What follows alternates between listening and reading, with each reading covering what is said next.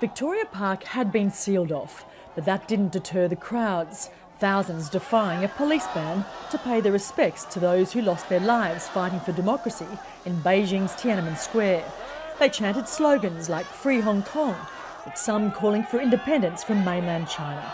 But most who joined this year's candlelit vigil were here to mark the massacre on June 4 in 1989, holding a 1-minute silence. The fight for democracy has lasted for, well over 31 years.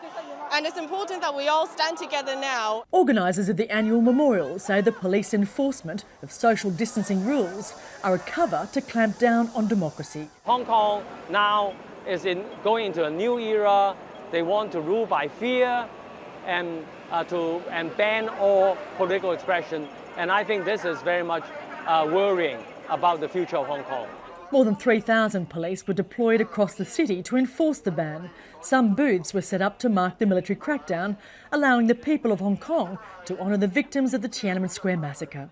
The annual vigil in Hong Kong is one of the only memorials held on Chinese territory to mark a chapter in Chinese history that the government in Beijing would prefer to forget. The mainland has suppressed all mention of the Tiananmen massacre, but Hong Kong's unique status as a special administrative region has exempted it from that censorship in the past. Democracy groups say China's introduction of national security laws in Hong Kong, which target acts of terrorism and political dissidents, could threaten the future of large gatherings and demonstrations. If the majority of society cannot express or channel their frustrations and their anger through peaceful protests, and for certain people will look for other way out.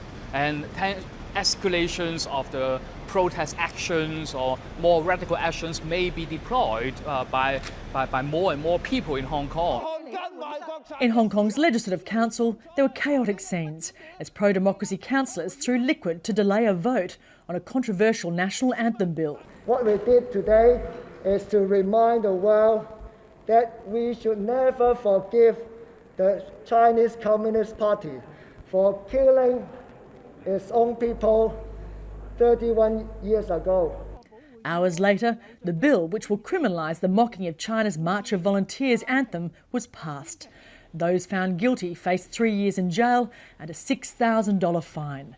The national anthem legislation will become law on June the 12th. Sarah Clarke, Al Jazeera, Hong Kong.